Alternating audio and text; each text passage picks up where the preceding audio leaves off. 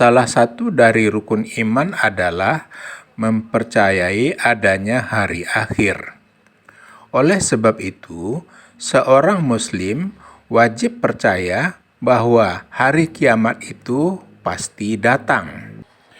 Kapan sebetulnya hari kiamat itu datang? Adakah tanda-tanda sebelumnya?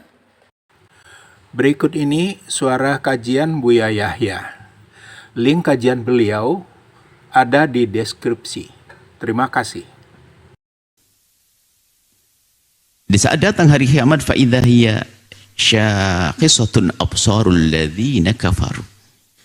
Kalau sudah kiamat datang nanti, mata-mata orang kafir terbelalak melihat kejadian yang dahsyat. Mata melotot, terbelalak, terkaget dengan kejadian kiamat. Dan juga kami sebutkan di sini bahwasanya kiamat itu akan tiba dahsyat, menakutkan. Tapi orang beriman tidak perlu takut. Karena sebelum datangnya kiamat, sebelum dihambur-hamburkannya gunung, ditumpahkan laut, diruntuhkan bintang gemintang, sebelum itu terjadi, Allah mengirim angin segar, angin sejuk yang masuk setiap rumah orang beriman dan saat itu meninggal dunia.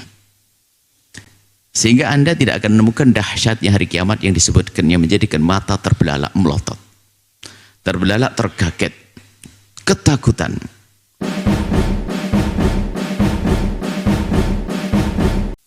Dalam buku Sama'iyat kami sebutkan tanda-tanda besar kiamat. Tanda besar kiamat, kalau sudah tanda itu keluar berarti kiamat betul-betul dekat. Di antaranya adalah matahari terbit dari barat. Heboh dunia. Matahari terbit dari barat. Sehingga orang yang di muka bumi menjadi beriman semuanya, tapi tidak diterima lagi imannya. Dan sebelum itu ada Ya'juj wa Ma'juj. Bangsa manusia. Kebrutalannya, kejahatannya, beranak pinak.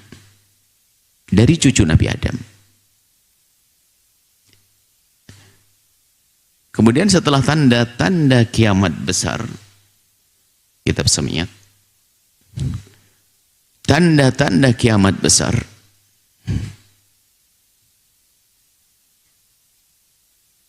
selesai, maka akan datang hari kiamat. Inilah waqtarabal wa'dul haqqu, telah dekat. Ini kitab Samiyat, kami berharap semuanya memiliki kitab ini. Ini cerita tentang hal-hal yang gaib, termasuk tanda-tanda besar kiamat. Ada di dalamnya, supaya kita gambaran nanti seperti apa kejadian-kejadian yang akan datang, sehingga semakin kuat iman kita. Waqtaraba, telah mendekat, al-wa'dul haqqu, janji yang benar-benar terjadi dari yang maha benar, Allah subhanahu wa ta'ala, yaitu datangnya hari kiamat. Di saat datang hari kiamat, فَإِذَا هِيَ شَاخِصَةٌ أَبْصَارُ الَّذِينَ كَفَرُوا. Kalau sudah kiamat datang nanti, mata-mata orang kafir terbelalak melihat kejadian yang dahsyat. Mata melotot, terbelalak, terkaget dengan kejadian kiamat. Dan juga kami sebutkan di sini bahwasanya kiamat itu akan tiba dahsyat, menakutkan. Tapi orang beriman tidak perlu takut. Karena sebelum datangnya kiamat, sebelum dihambur-hamburkannya gunung, ditumpahkan laut, diruntuhkan bintang gemintang, sebelum itu terjadi, Allah mengirim angin segar, angin sejuk yang masuk setiap rumah orang beriman dan saat itu meninggal dunia. Sehingga Anda tidak akan menemukan dahsyatnya hari kiamat yang disebutkan, yang menjadikan mata terbelalak melotot, terbelalak terkaget, ketakutan. Syahisatun absarul ladzina kafaru, orang-orang kafir. Dan yang bisa mereka lakukan hanya mengeluh, menyesal, ya wailana, oh celakanya aku. Kami ini celaka semuanya, penyesalan. Qad kunna fi ghaflatin. Dikasih tanda-tanda tetap lalai. Jadi tanda kiamat kubro itu ada, tanda kiamat sughra itu ada.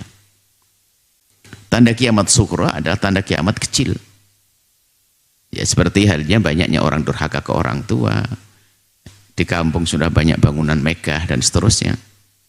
Menunjukkan kalau ini ada tanda-tanda kiamat kecil seperti yang disebutkan di dalam hadis Jibril. Tapi kalau tanda kiamat kubro besar itu sudah dekat sekali. Dan saat itu sudah mulai terasa umat ini. Manusia sudah merasa bahwasanya kiamat akan tiba. Ada tanda.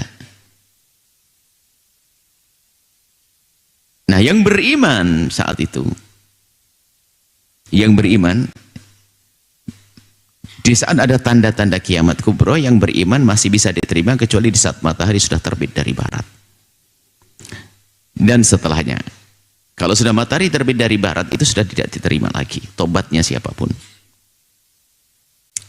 Seperti halnya bagi seorang manusia masih diterima tobatnya oleh Allah selagi nyawa belum sampai tenggorokan. Kalau sudah sekarat, itu akan ditampakkan nerakanya bagi ahli neraka dan ditampakkan surganya bagi ahli surga. Wa'absiru bil jannati allati kuntum tu'adun, gambaran surga ditampakkan bagi orang yang beriman, sehingga di saat cabut nyawanya dia sudah melihat surganya. Orang kafir pun ditampakkan tempatnya nanti di neraka, orang yang tidak beriman. Sehingga di saat itulah orang yang tidak beriman pun jadi beriman, tapi sudah tidak terima tobatnya orang-orang yang bertobat di saat nyawa sudah di tenggorokan. Innallaha yaqbalu taubatal abdi ma lam yugharghir. Allah masih bisa nerima tobatnya seorang hamba, masih mau nerima selagi belum yugharghir, selagi tenggorokan nyawanya belum sampai tenggorokan, sampai sekarat. Secara pribadi, karena kematian sesungguhnya kan kiamat pribadi. Makanya Anda tidak usah berpikir tentang kiamat besar itu.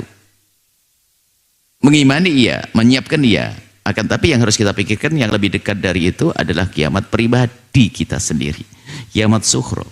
Sebab kalau sudah kiamat sudah nggak berguna lagi.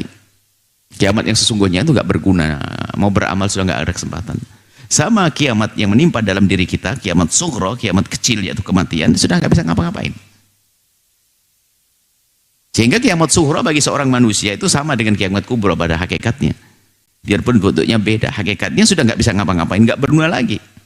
Kecuali yang punya amal baik yang sudah ditanamkan di saat hidup, membangun pesantren, bangun masjid, mendidik anak-anak dan seterusnya, sehingga panjang kisahnya, biarpun dia sudah meninggal dunia, amalnya masih tetap mengalir. Ada kiamat sughra, ada kiamat kubra, ada tanda-tanda sughra kiamat, ada tanda-tanda kubra kiamat. Kiamat sughra adalah kiamat kecil, adalah kematian diri kita sendiri. Dan itu kiamat sesungguhnya. Mati sudah nggak berguna apapun.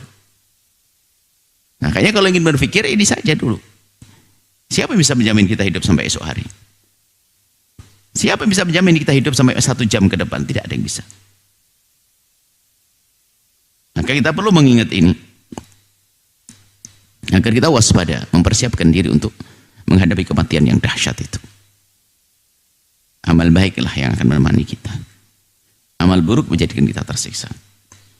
Dan kiamat besar ini, iqtarabal wa'dul haqqu, akan datang hari kiamat besar itu yang telah dijanjikan Allah, dan orang-orang kafir terbelalak.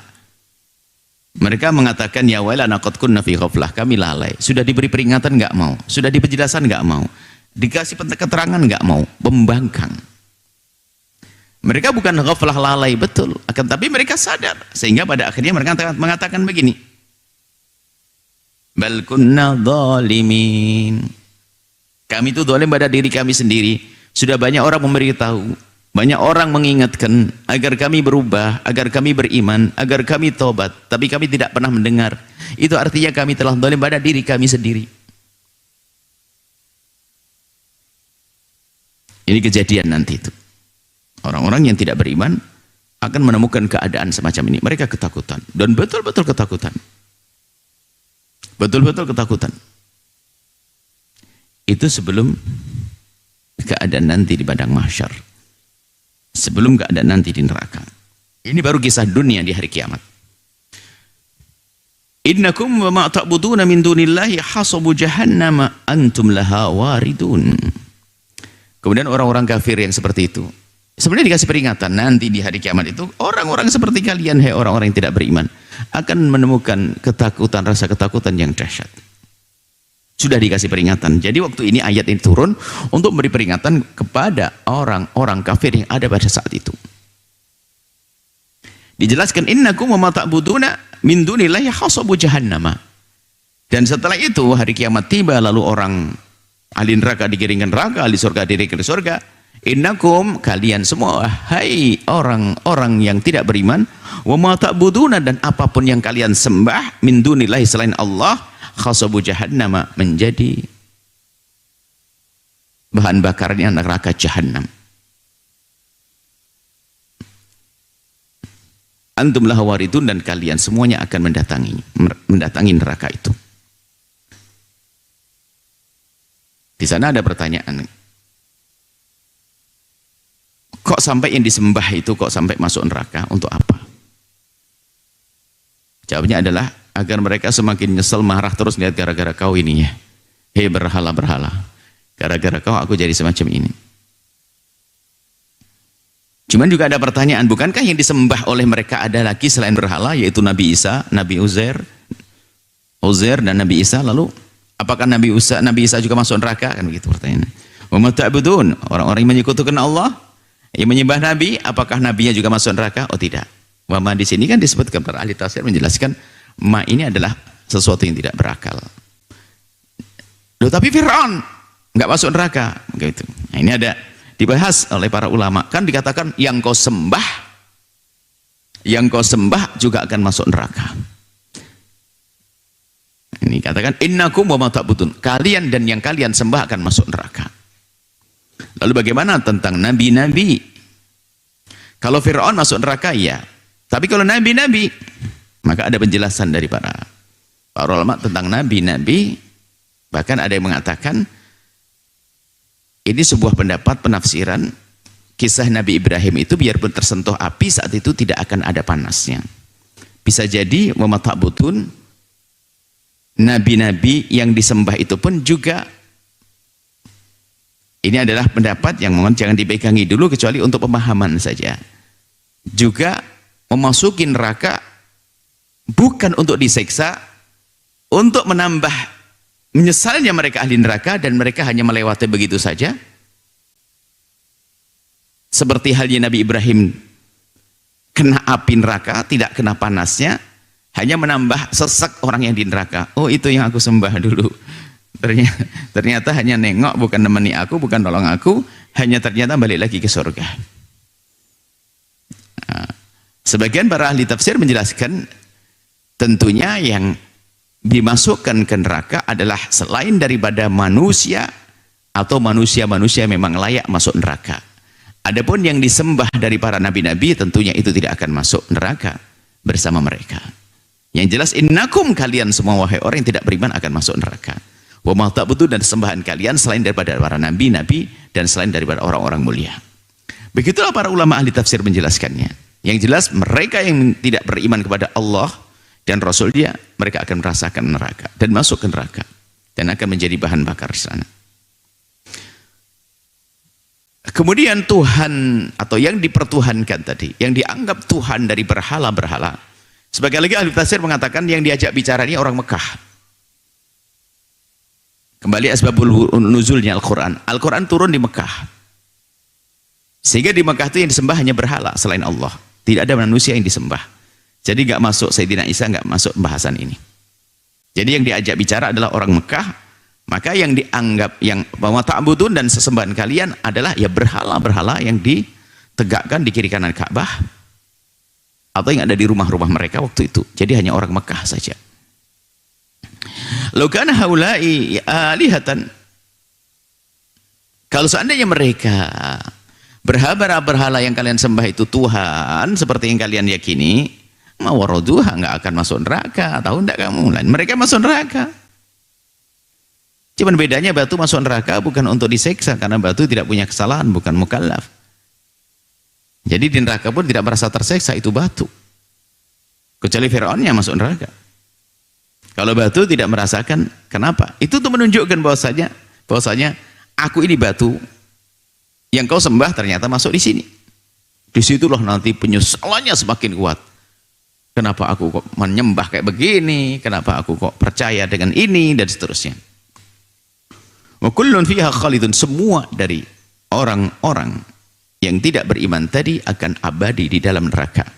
Dan neraka abadi. Yang maha abadi hanya Allah. Dalam pemikiran akidah kadang orang terpeleset mengatakan neraka adalah makhluk Allah. Selain Allah adalah tidak abadi, yang abadi hanya Allah. Lalu neraka pun karena neraka adalah juga bukan Tuhan, neraka makhluk Allah, maka neraka akan berakhir. Ini adalah satu pemikiran. Dan ini adalah salah. Yang benar adalah neraka abadi, dan abadinya neraka bukan dari zatnya neraka yang abadi, akan tapi neraka menjadi abadi karena diabadikan oleh Allah Subhanahu wa taala. Jadi khalidina, abadi selamanya. Jadi ada pemikiran atau disebut hasyawiyah dan yang lainnya, pemikiran-pemikiran mengatakan berakhir itu nanti neraka, kisahnya akan berakhir. Dia akan tumbuh pepohonan, tidak lagi ada neraka. Nah, ini tidak dibenarkan. Tidak benar pemikiran semacam itu.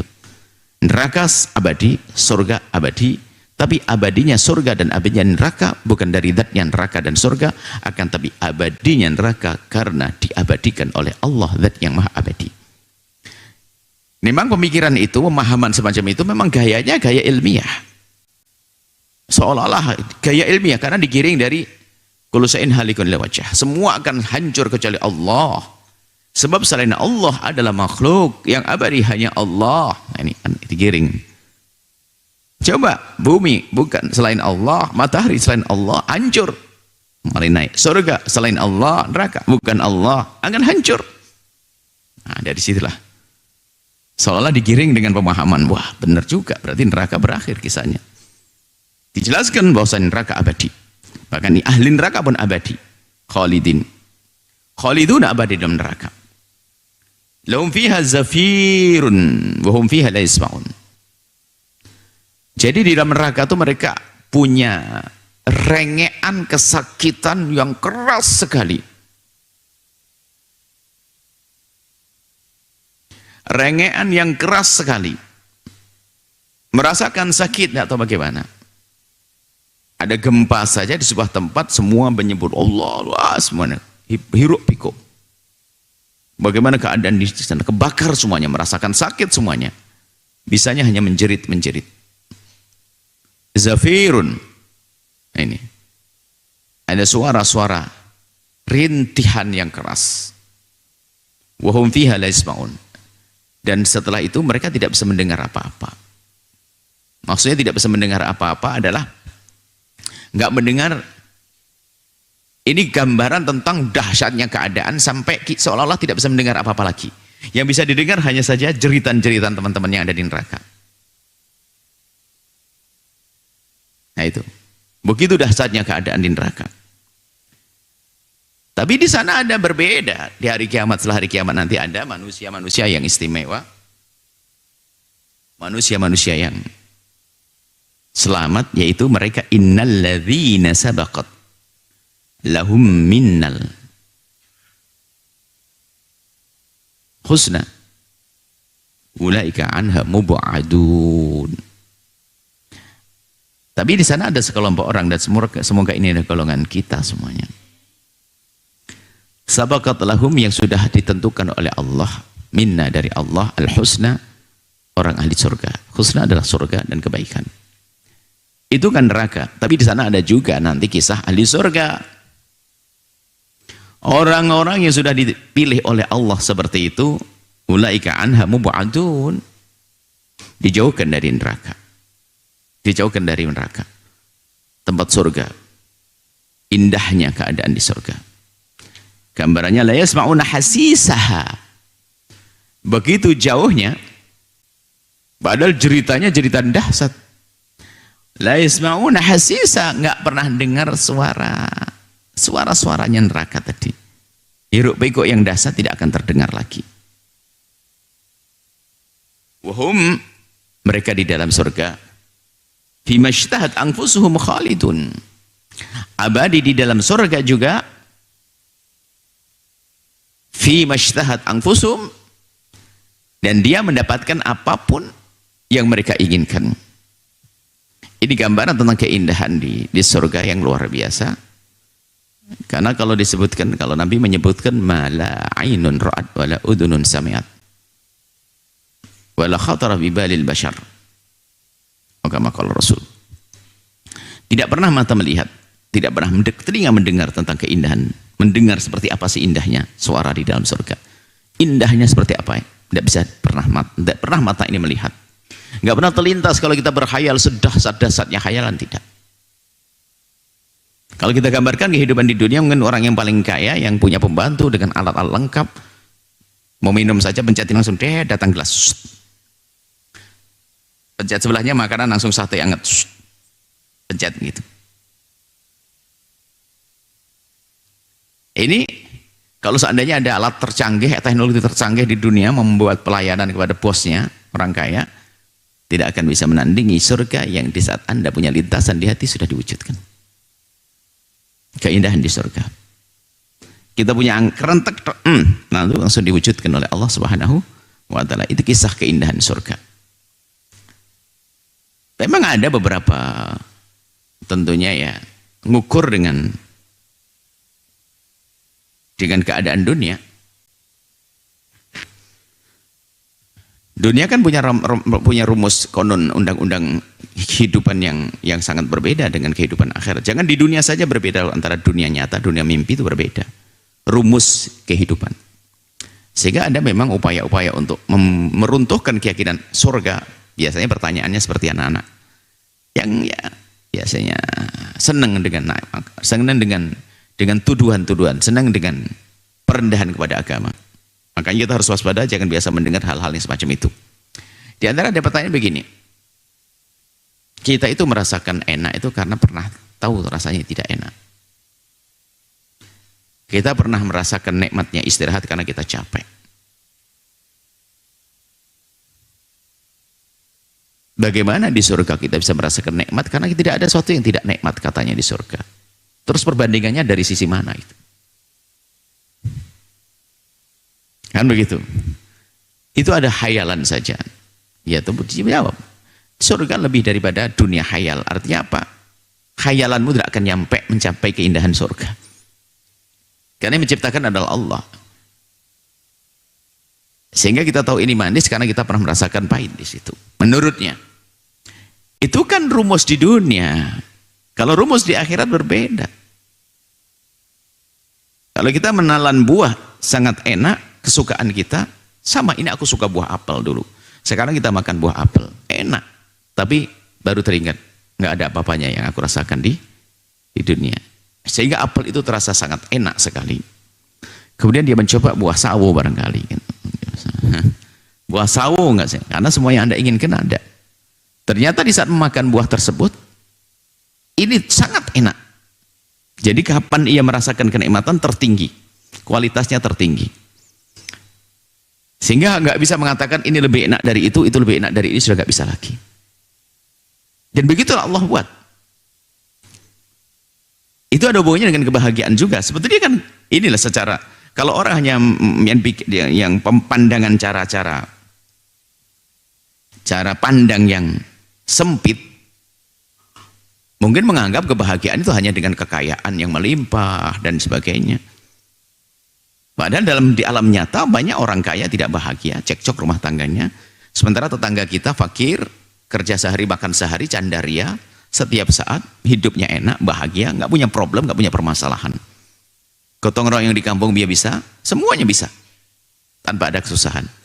Sehingga bahagia tanpa syarat. Dari mana? Allah beri kebahagiaan. Ini gambaran surga pun juga demikian. Allah yang memberi. Apakah jaminan itu samping rumah Anda yang rumahnya 5 miliar, dibangun 5 miliar, mobilnya mewah-mewah, kemudian dia pasti bahagia? Dari mana Anda bisa memastikannya? Kecuali Anda pakai rumus khayal, rumus kebiar saja. Wah, bahagia kayaknya. Naik mobil, senyum dan sebagainya. Itu berantem masuk kamar. Karena kebahagiaan bukan dari harta. Bisa jadi tetangga rumah kita lihat itu seorang bapak yang pergi ke sawah pagi-pagi, 2 jam kemudian disusul istrinya membawa rantang, makan bersama di gubuk yang reot itu, Masya Allah. Enak sekali, nikmat sekali. Setelah itu tertidur sang suami. Istri yang lihat, ngorok lagi suaminya, Masya Allah. Keluar sendayan, alhamdulillah, satu kampung kedengaran. Dia merasakan kebahagiaan biasa. Bangun kakek istri nggak ada, langsung buru-buru pulang, selesai. Hidupnya seperti itu, indah iramanya. Kalau orang dengan mata dohir melihat, terseksa dia, capek, pergi ke sawah dan sebagainya. Anda tidak merasakan apa yang dirasakan. Atau memang kita tidak pernah menemukan kebahagiaan, sehingga memandang kebaikan itu syaratnya harus ada. Seharusnya ada dunia, syaratnya harus ada tahta. Lupa bahwasanya pemberi kebahagiaan adalah Allah. Ini kisah di dunia. Di alam dunia itu ada perbedaan. Alam nyata, alam jaga dan alam mimpi juga berbeda. Mimpi kadang kalau menemukan keindahan dalam mimpi ya indah sekali, padahal mata tidak melihat. Kita misalnya di dalam mimpi kita pergi sebuah taman yang indah dengan bunga-bunga yang mekar, kumbang-kumbang beterbangan, kupu-kupu yang menghiasi, angin sepoi-poi. Kemudian ada rasa hangat matahari dan seterusnya. Terbangun, dia masih ingat kok keindahan itu. Apalagi ketemu, suamiku yang lagi pergi, kok merasa banget aku pulang. Gitu. Ada keindahan bangun terjaga. Padahal rumusnya rumus apa itu? Nah, ini seperti itu. Mata masih terpejam. Kok lihat bunga-bunga dari mana? Nah, artinya membangun keimanan akan adanya surga itu sederhana bagi orang yang mau berpikir merenung seperti ini. Jadi surga adalah indah. Keindahan surga tidak bisa dibayangkan saat ini.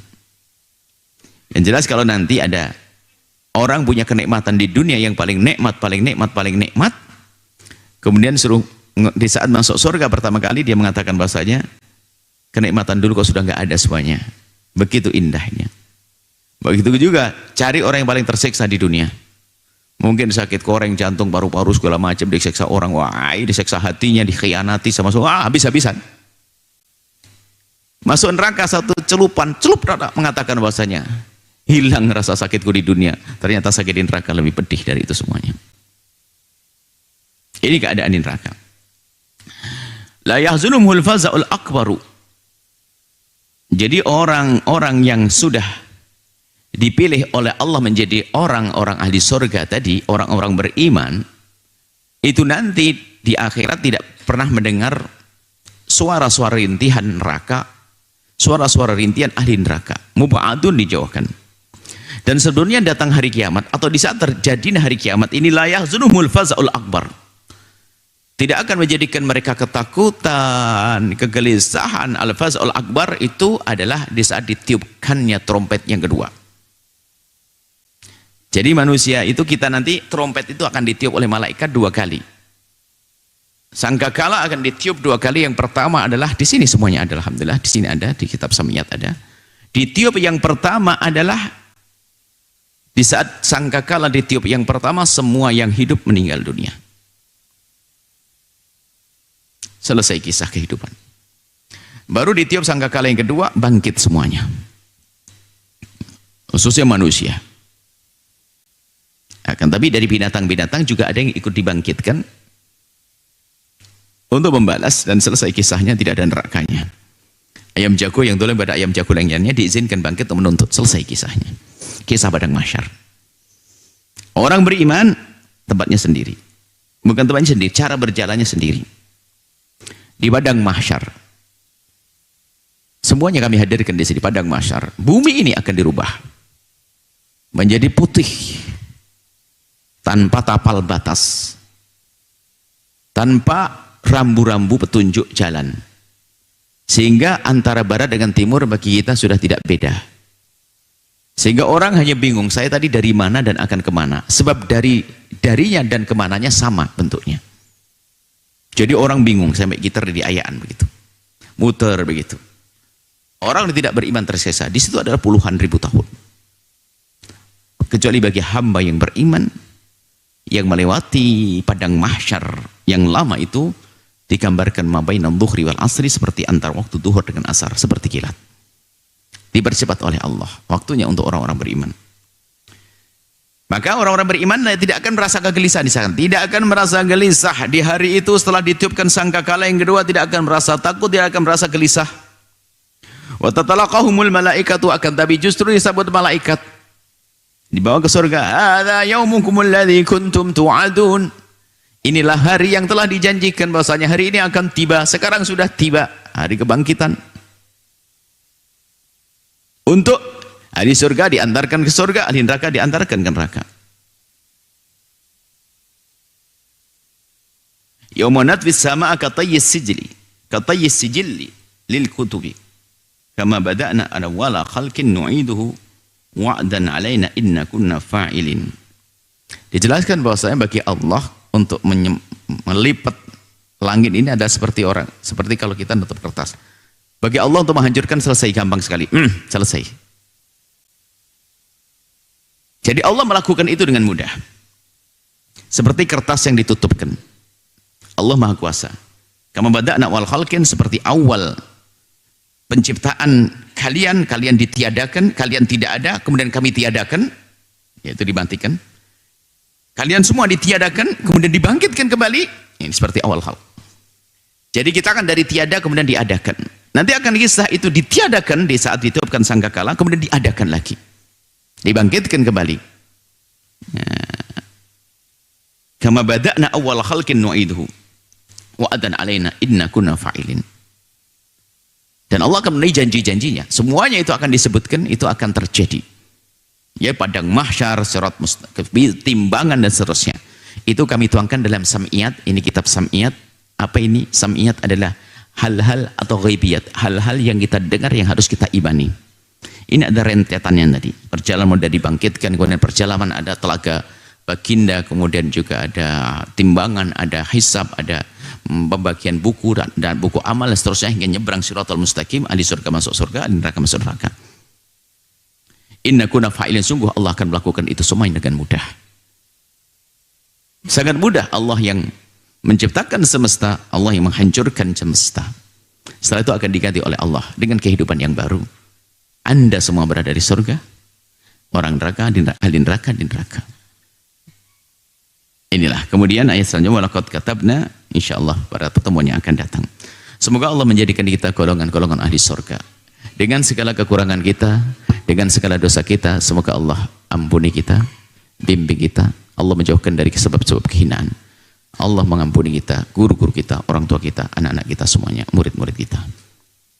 Sehingga semua menjadi ahli surga Allah. Wallahu a'lam bishawab. Syukron jazilan Buya, kami aturkan kepada guru kita tercinta Buya Yahya atas tausiah yang telah beliau sampaikan. Semoga ilmu yang telah beliau sampaikan dapat menjadi ilmu yang bermanfaat dan dapat kita amalkan dalam kehidupan kita sehari-hari. Amin ya rabbal alamin. Baik hadirin, pemirsa Al-Bahjah TV dan pendengar setia Radio Ikhwan Network dimanapun Anda berada. Selanjutnya kita akan memasuki segmen tanya jawab. Seperti biasa bagi Anda para pemirsa dan pendengar yang ingin bertanya langsung kepada Guru Mulia Buya Yahya, Anda dapat menghubungi nomor interaktif kami di nomor 0823 4071 3338. Kami ulangi 0823 4071 3338. Namun sebelum itu izinkan kami untuk membacakan pertanyaan yang datangnya dari media sosial terlebih dahulu. Untuk pertanyaan pertama Buya, Assalamualaikum warahmatullahi wabarakatuh. Assalamualaikum warahmatullahi wabarakatuh. Mohon solusi untuk permasalahan yang saya hadapi Buya. Saya bingung dengan kondisi rumah tangga saya. Meskipun tinggal satu atap dengan suami dan mertua, kami sering cekcok dan suami saya egois serta tidak menghargai saya. Keluarganya sering ikut campur dan saya selalu disalahkan. Saya merasa sendirian, terutama saat hamil dan melahirkan, tanpa dukungan dari suami. Dia jarang berkomunikasi dan tidak peduli pada anak. Baru-baru ini saya kenal pria lain yang lebih perhatian dan dewasa. Kami merasa cocok, tetapi saya khawatir tentang status saya. Saya sudah mencoba berbicara dengan suami, tapi tidak ada perubahan. Saya merasa hidup seperti sendirian dan ini membuat saya lelah dan khawatir. Apa yang harus saya lakukan Buya? Syukron, mohon pencerahannya Buya. Wassalamualaikum warahmatullahi wabarakatuh. hidup berumah tangga harus disadari bahwasanya di balik kehidupan itu ada ridho Allah, pahala dari Allah. Maka bukan sekedar kita berusaha untuk menjadikan pasangan itu senang, tapi juga saling menguatkan. Mungkin seorang istri mendapatkan perlakuan kurang baik bukan dari suaminya. Suaminya sangat baik barangkali. Dari mungkin keluarga suami. Maka tugas suami di sini adalah menguatkan hati sang istri. Ditambal hatinya yang saat itu mungkin sering dimarahi oleh keluarganya. Dan begitu sebaliknya. Jadi hidup itu ya seperti itu. Jangan sampai hidup itu membuat orang tersiksa terus. Na'udzubillah. Apa indahnya menyiksa orang? Dari mana keindahan orang membuat sakit orang lain? Kecuali orang yang mentalnya salah, susah. Hatinya rusak. Bukan keindahan yang sesungguhnya adalah justru di saat kita memberikan kebaikan pada orang lalu kita senang, itu keindahan sejati. Apapun bentuknya. Mungkin seorang wanita seperti yang bertanya tadi, diliputi oleh suami yang tidak baik, keluarganya pun juga tidak baik, kerjaannya marah-marah dan seterusnya. Tapi sebelumnya ya kita perlu koreksi diri. Apa yang menjadikan mereka seperti itu? Jangan-jangan Anda sebabnya. Mungkin Anda seorang menantu yang mohon maaf di rumah mertua habis makan piringnya dibiarkan begitu saja. Hari pertama, kedua mertua Anda diam saja. Hari ketiga mertua Anda kesel. Ini mantu apaan? Atau mungkin Anda seorang menantu yaitu mertuanya capek nyapu di dapur dan sebagainya, Anda hanya lewat-lewat begitu saja. Bahkan tidak sadar Anda membuat bungkus roti pas di depan orang mertua pas lagi nyapu. Apakah Anda sadar semacam itu? Bukan itu mantu yang bodoh. Mertua sibuk masak, ternyata apa? Menantunya hanya duduk-duduk saja. Guyon sama suaminya. Ya boleh guyon sama suami. Tapi kalau menjadikan ibunya, mertuanya seperti budak, dia hari pertama, kedua senang karena engkau adalah mantu. Tapi hari ketiga, keempat mungkin sudah mulai kesel. Kenapa? Ini mantu apaan? Setelah pulang, paluang kamu dengan suamimu pulang, tak taunya meninggalkan selimut, berantakan dan sebagainya. Mertua suruh ngerapikan. Nah, kalau model perempuan begitu tiba-tiba mertuanya berubah, ya jangan disalahkan mertua. Wong mantu gak bener, mantu gak punya perasaan. Jadi kita perlu koreksi, jangan-jangan keadaan suami, keadaan mertua itu adalah Anda sebabnya. Ini karena Anda tidak duduk langsung dengan Buya. Kalau duduk kan Buya tanya satu-satu. Ini untuk semuanya pelajaran. Jadi kalau ada mertua tidak baik, ipar tidak baik, semua tidak baik, jangan gampang menyalahkan orang lain. Jangan-jangan Anda memang akhlaknya tidak baik di situ. Di kamar tok, makan pun di kamar, keluar dari pintu langsung kelihatan piring kosong. Yang ngambil iparnya. Nah, ini kan sakit. Masuk rumah sakit gila perempuan itu. Saya ajari anak-anak, kita ajari yang benar hidup itu. Nah, atau seorang menantu laki-laki ke rumah mertuanya, Masya Allah, kayak bos kayaknya, tidur sampai jam berapa, siang bangun-bangun langsung makan, sama mertuanya jarang senyum dan sebagainya, nyapa enggak dan sebagainya. Ini model apa hidup kayak begitu? Jadi dari yang bertanya tadi, kami coba dulu, barangkali Anda yang membuat kesalahan. Oke, anggap saja Anda wanita baik, sudah benar dan sebagainya. Suami Anda memojokkan Anda, keluarga memojokkan Anda. Anda menjadi sempit hati Anda, gelisah. Nah, yang harus Anda lakukan seharusnya menyelesaikan permasalahan ini. Dan siapapun yang punya permasalahan di rumah tangga, awas, hati-hati. Jangan sekali-kali berani mencoba cari kesenangan selain yang halal. Maka di saat Anda mencoba kenalan dengan laki-laki itu, maka sungguhnya umpan setan telah datang untuk Anda. Sehingga upaya untuk membenahi keluarga menjadi semakin jauh. Karena apa? Anda merasa, bahkan mungkin Anda lebih senang keluarga ini akan cepat dihancurkan, biar saya ganti ke laki-laki itu. Siapapun yang punya masalah keluarga di rumahnya, fokuslah menyelesaikan problem di rumahnya. Kalau ternyata permasalahan tidak bisa diselesaikan, Anda bisa pisah, baru Anda berpikir menikah lagi. Tapi jangan sampai dalam ikatan halal Anda melirik yang haram. Itu menjadikan usaha membenahi rumah tangga menjadi kecil, karena dia merasa sudah nyaman, teleponan, video callan, apalagi alasannya apa? Hiburan. Di rumah suamiku tidak pernah memberikan, tidak pernah, suamiku kasar, suamiku ini, ya sudahlah, suami pergi, biarin deh. Yang penting aku hiburan, video callan sama orang. Ini mukaddimah zina. Bisa jadi setelah ketemu dengan laki-laki itu, zina nggak pakai mukaddimah lagi. Karena mukaddimahnya sudah telepon. Anda jangan membuka hati Anda seperti itu. Itu menjadikan apa? Usaha Anda membenahi rumah tangga menjadi sempit, kecil. Ya, usaha Anda semakin kecil sehingga Anda pun menjadi, bisa saja Anda begitu gara-gara biar cepat dicerai. Dan harus tahu bahwasanya laki-laki seperti itu, kalau mengerti, Anda punya suami, kok laki-laki itu masih mau, berarti jahatnya double dia. Wong Anda sudah punya suami, kok masih mau dengan Anda. Jadi apa yang harus Anda lakukan? Selesaikan di rumah tangga Anda dulu. Damai yang sesungguhnya, atau kalau ternyata Anda bisa damai dan Anda tidak kuat karena memang dolim betul, Anda pisah. Setelah Anda berpisah, Anda berpikir tentang pintu halal yang baru lagi. Tapi kalau Anda masih dengan keluarga semacam itu, lalu Anda coba komunikasi, Anda punya double kesalahan. Di samping Anda tidak ingin menyelesaikan permasalahan dengan benar karena Anda merasa nyaman dengan dosa-dosa ini, naudzubillah, bisa saja kepleset setelah itu. Kenapa? Semakin pahit yang di rumah, seolah semakin manis di luar rumah. Sehingga Anda menerima telepon saja sudah gemeteran dari dia. Jujur kan? Anda yang bertanya, Anda menerawai, ada dia sudah gemeteran. Kenapa? Setan sudah bersama Anda. Anjuran kami, selesaikan rumah tangga. Kalau memang tidak benar keluarga Anda, selesai. Bukankah ada jalan perceraian? Setelah itu Anda bisa menikah dengan laki-laki yang Anda pilih, laki-laki yang baik. Tapi jangan merendahkan diri Anda dengan keharaman. Komunikasi sebelum halal, hati-hati. Yang bicara hanya setan. Bisa saja laki-laki itu baik karena memang dia pandai merayu. Bisa jadi WhatsApp yang dikirim kepada Anda itulah dikirim kepada 10 perempuan. Karena kalau sudah orang itu pengkhianat, ya pengkhianat. Anda jangan mudah percaya. Untuk mengetahui kebaikan seseorang tidak hanya serta-merta dari WhatsApp, dari komunikasi, akan tapi dari rekomendasi orang soleh. Orang baik berkata dia baik, insya Allah baik. Seperti itu. Maksud kami apa? Selesaikan dulu urusan rumah tangga Anda. Pilihannya hanya dua. Berdamai dengan keluarga dengan baik dan benar. Jika ternyata sudah tidak bisa dan Anda tidak kuat, ada cara berpisah. Baru setelah itu Anda berpikir tentang laki-laki lain.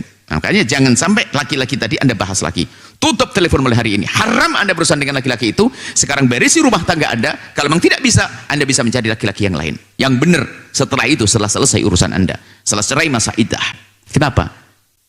Tidak boleh seperti itu. Dan ini bahaya sekali. Ada sebagian orang, ada seorang perempuan bertanya, aku dengan suamiku gimana ya kalau aku punya suami tapi aku hiburannya cari orang lain, hanya telepon-teleponan saja, hanya melalui video callan saja. Mukaddimahnya video callan itu nanti terbius, tiba-tiba bisa masuk kehinaan, zina tanpa dirasa. Karena apa? Sudah terbiasa. Dan ini kejadian semacam itu. Bukan suaminya tidak memberi nafkah, bukan suami tidak memberi, tidak. Karena memang busuk. Dia sudah dipengaruhi oleh pikiran-pikiran kotor. Imannya yang tidak ada. Imannya yang keropos. Jadi tolong adik yang solehah tadi, selesaikan rumah tanggamu. Ini adalah banyak mirip-mirip semacam ini gara-gara problem punya masalah di rumahnya. Yang punya masalah saja nggak boleh, apalagi tidak punya masalah. Naudzubillah. Hanya iseng, awas jangan iseng, merasuk hati. Yang punya masalah saja jangan, yang punya masalah cari hiburan di luar, nggak boleh. Itu menjadikan apa? Untuk mempertahankan, memperindah di rumah menjadi malas. Kenapa? Pun dia sudah senang-senang di luar kok. Akhirnya bisa naudzubillah zina. Muqaddimah zina. Seorang perempuan tiba-tiba gara-gara berkomunikasi dengan demikian, tiba-tiba janjian ngomong masuk hotel tiba-tiba. Dan dia yang membiayai. Apakah tidak sebuah kebodohan? Bukan suaminya tidak memberi nafkah. Bukan suaminya punya masalah dengan dia. Bayangkan. Gara-gara membuka komunikasi tadi. Bukan suaminya zalim ke dia, bukan suaminya tidak ngasih nafkah ke dia, bukan suaminya tidak perkasa, tidak memberikan urusan dia, tidak. Buka komunikasi. Buka komunikasi.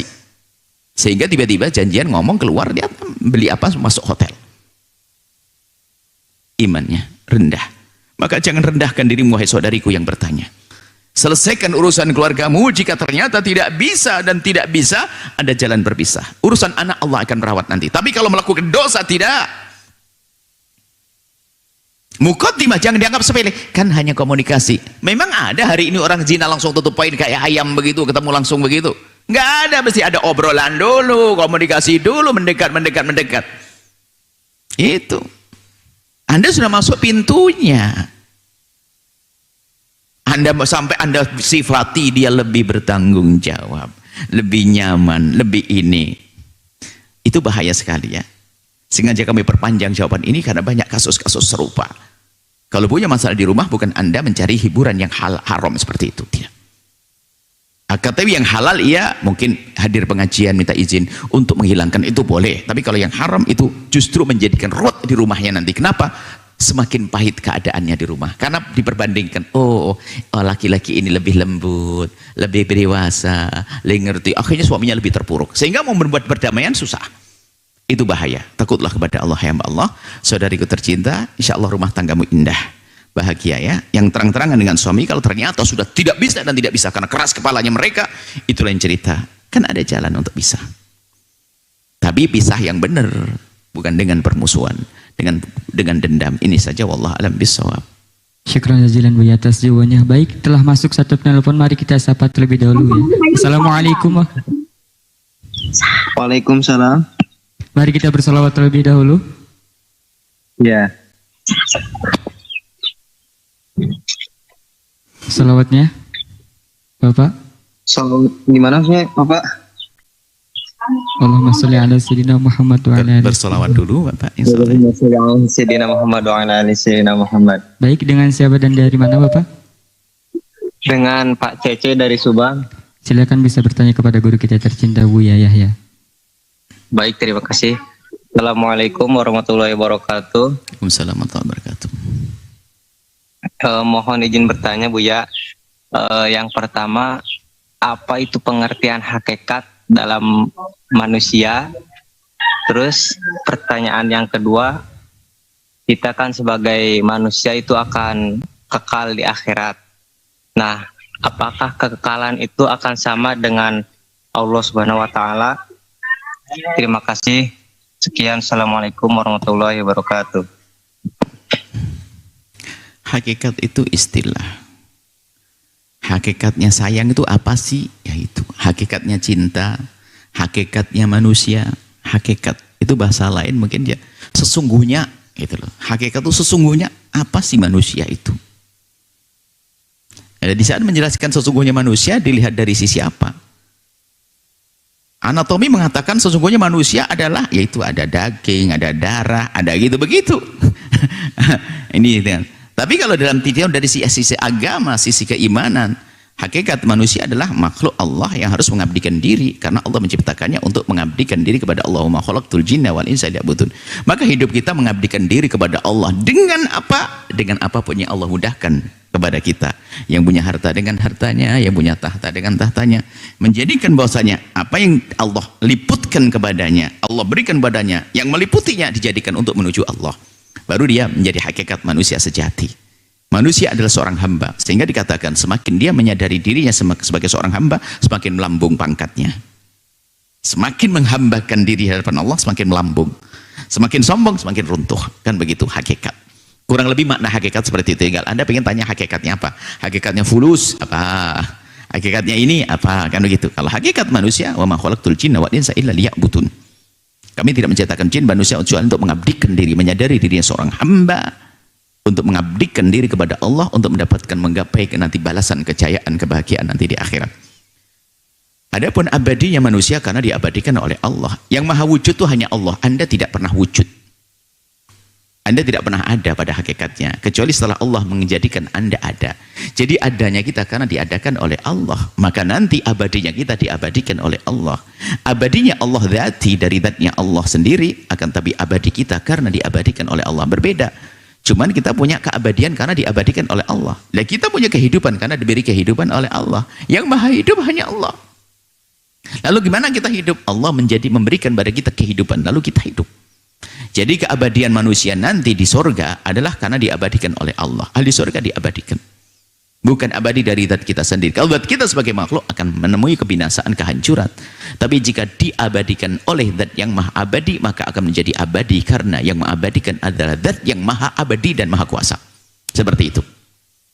Semoga Allah menguatkan iman kita. Insya Allah Anda dan semuanya, para pemirsa, pendengar, menemukan keabadian, keindahan di sorga nanti.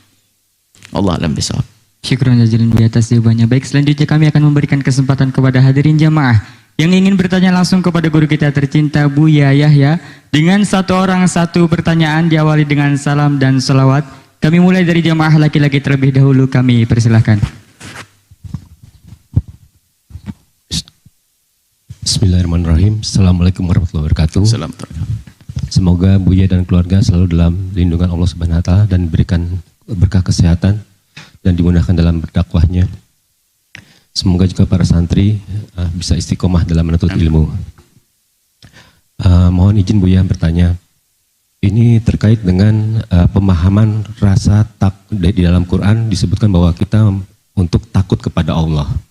Nah, seyogyanya ini takut itu apakah hanya cukup takut akan azabnya atau ada pemahaman lain Buya supaya kita itu bisa lebih mendekatkan diri kepada Allah. Sejatinya saya belum bisa memahami kalau kita takut tapi kita mau dekat. Ini sepertinya saya belum bisa memahami seperti itu Buya. Mungkin bisa diberikan pencerahan Buya terkait ini. Wassalamualaikum warahmatullahi wabarakatuh. Terima kasih Buya. Rasa takut itu nanti tergantung siapa yang ditakuti. Secara otomatis Anda akan membuat perubahan dalam diri Anda menyesuaikan dengan siapa yang ditakuti sebelum dengan Allah. Saya sangat takut kepada istriku yang sangat aku cintai. Apa buah dari ketakutan ini? Aku tidak berani menyakitinya. Saya takut dia pergi kalau aku sakiti. Sehingga bukan berarti takut, aku lari. Oh tidak, kalau takut sama harimau, ya betul Anda akan lari. Jadi berbeda. Jadi Anda bisa menerjemahkan takut itu adalah siapa yang Anda takuti. Setelah Anda takut, wah dia pembunuh, saya takut dengan dia, pasti Anda lari.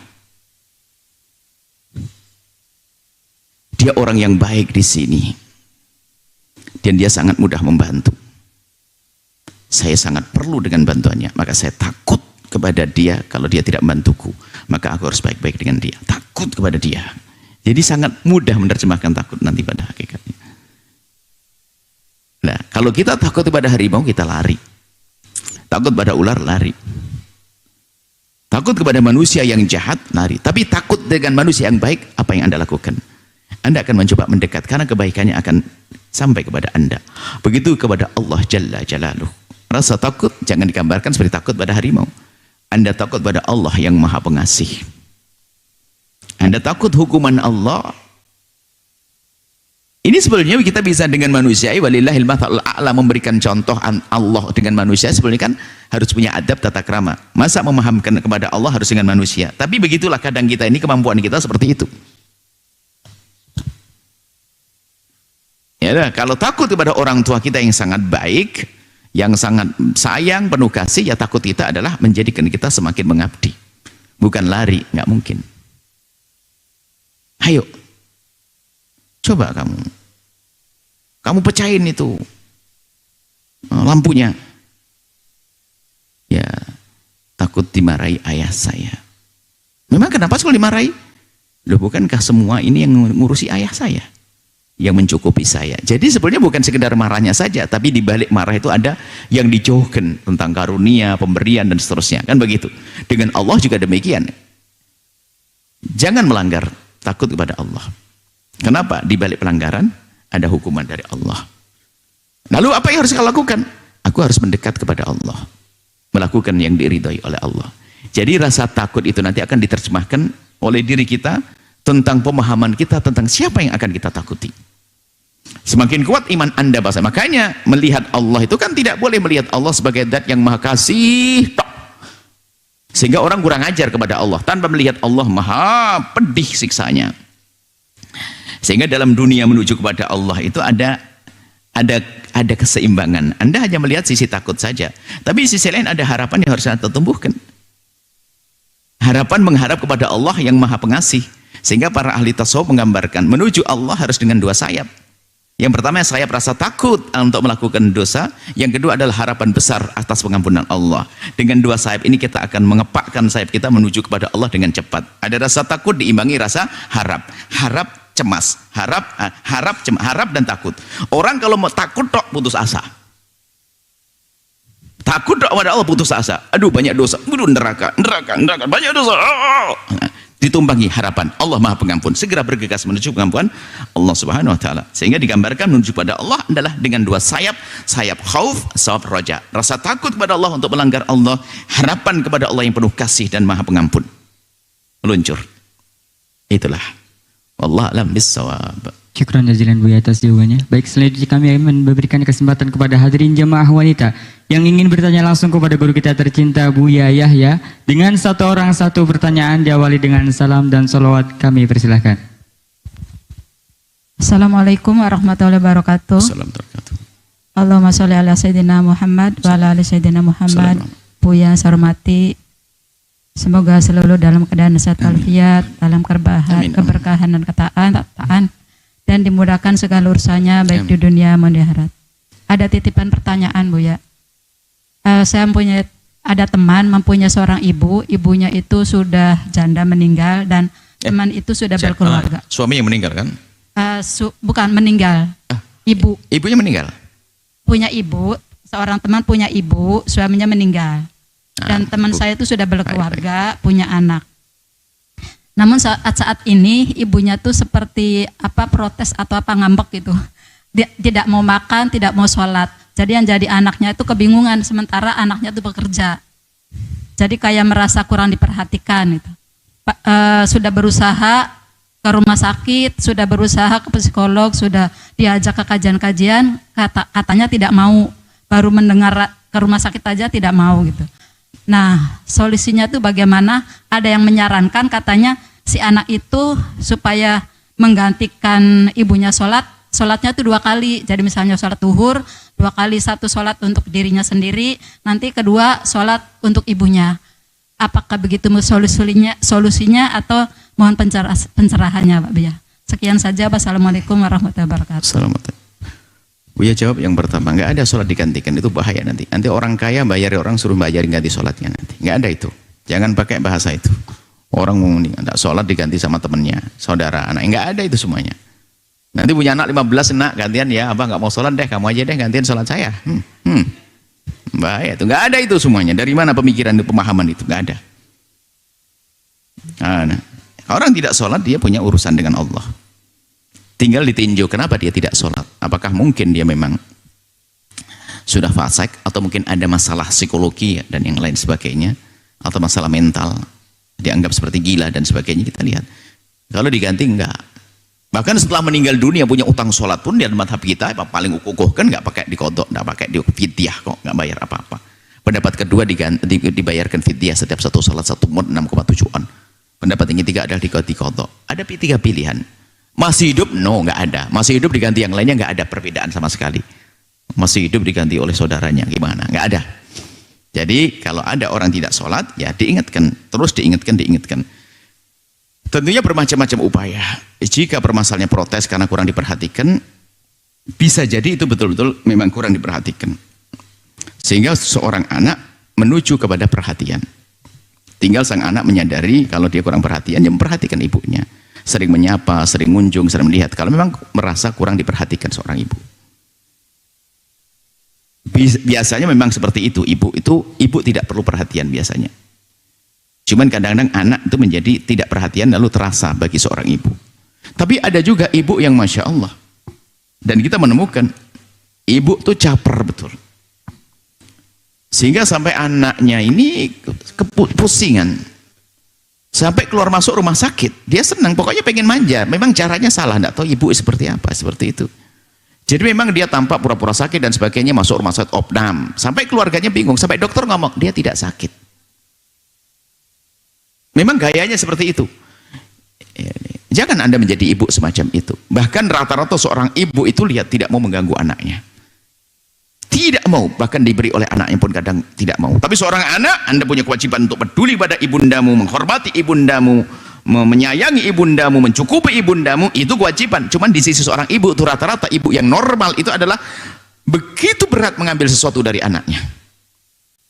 Karena harapannya pengen anakku baik-baik saja deh. Apalagi sampai manja yang salah begitu. Sampai ada ini masuk rumah sakit bolak-balik. Sampai dokter mengatakan dia tidak sakit. Maka kami sampaikan pada anak tersebut bahwasanya sabar. Memang itu nasib ibumu harus seperti itu. kamu yang sabar. Tapi kan buang-buang duit. Tapi ya sudahlah, duit kamu gak punya duit. Untungnya anaknya baik, soleh betul, tetap menyayang ibundanya. Tapi itu bahaya, ibu semacam itu bisa menjadi anaknya durhaka pada akhirnya. Kenapa? Dia melakukan sesuatu yang tidak seharusnya dilakukan oleh seorang ibu, nyiksa anak. Tapi anaknya yang kami sebut tadi baik-baik, dia tetap sabar, dia ngerti kata dokter dia nggak sakit. Memang mau rumah sakit berapa hari pulang, itu caper, tapi caper yang salah. Nah, bisa jadi ini ibu yang jenis ini. Apapun bentuknya, kalau ibundamu orang yang caper, tetap Anda sebagai seorang anak harus perhatikan beliau. Tidak boleh dengan marah. Bisa jadi capernya caper bener karena Anda sebagai seorang anak memang kurang peduli. Tidak pernah telepon, tidak pernah ini dan sebagainya. Bisa jadi itu semuanya. Makanya kami kembalikan kepada Anda sendiri. Apakah Anda memang orang yang cuek kepada ibunda Anda sehingga ibunda Anda merasa seperti itu?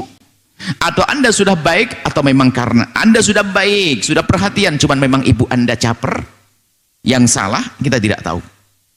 Apapun bentuknya, wahai anak yang bertanya, atau wahai ibu, sampaikan kepada anaknya bahwasanya apapun bentuknya seorang ibu adalah ibu. Kalaupun dia hanya caper, ya lumayan, tambah kerjaan bagi saya untuk mendapatkan surga lebih tinggi lagi. Tidak usah melayani ibunda dengan marah. Kalau ibundanya caper, minta dilihat, minta ditelepon, dia ditelepon gitu saja. Kenapa? Kenapa sih kamu dapat telepon? Ya Umi, nanti telepon Mi. Kenapa kamu tidak ke sini? Ya Umi, saya ke sana. Selesai. Dengan lapang. Ingat, semua anak jika menghadapi ibunya yang bermasalah, kok dia tetap lapang hati, maka ketahuilah dia adalah ahli surga yang berjalan di atas bumi. Akan berkah hidupnya. Beruntung kalau Anda punya suami seperti itu. Anda punya suami kok ibunya Masya Allah, tapi suami Anda kok lapang, Anda harus mendukung. Hebat suamiku ini, membawa berkah dalam hidupku. Atau Anda punya seorang istri yang ibunya Masya Allah menggoda, ternyata istri Anda lapang, maka istimewa istri Anda.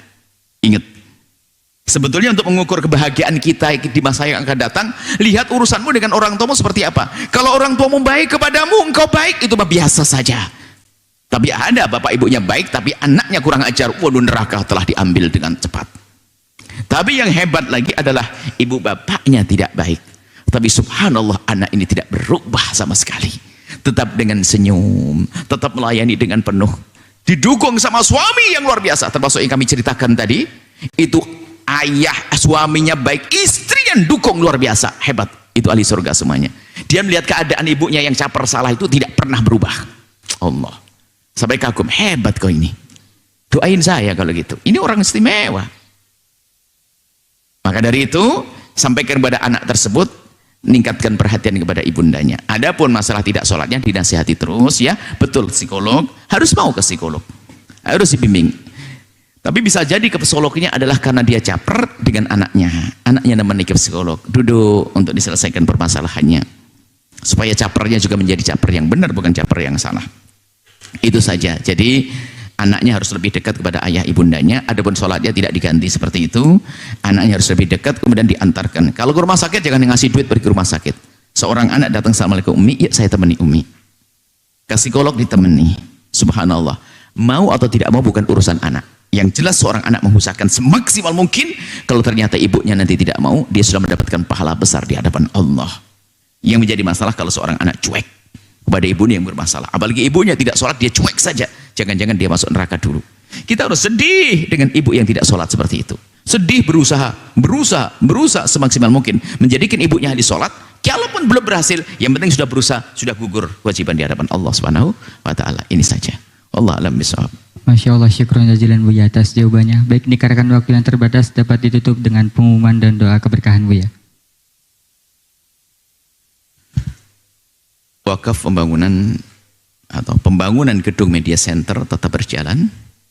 Alhamdulillah, ini akan kita bangun 3 tingkat di ujung sana. Semua media kita akan terkumpulkan di situ. Televisi, radio, yang lain semuanya. Sentral kan, radio kita kan seluruh Nusantara ada di mana-mana. Sentralnya ada di situ nanti.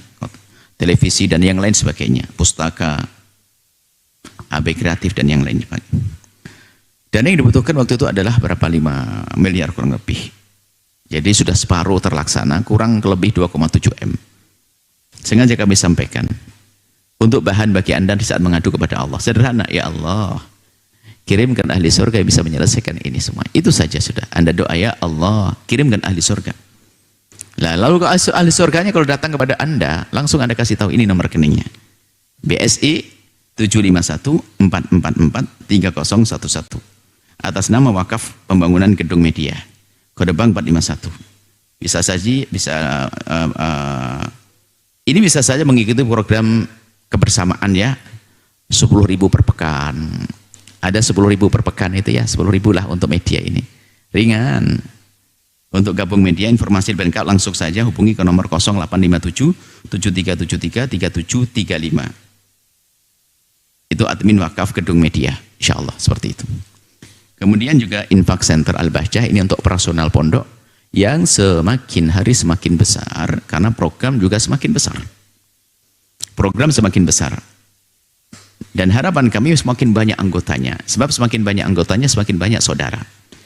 Yang rutin biarpun hanya untuk mengasah hati agar tidak lupa kepada kemuliaan, biarpun hanya Rp1.000 per bulan, 10.000 per bulan, 100.000 per bulan, boleh. Yang penting Anda harus tetap sambung.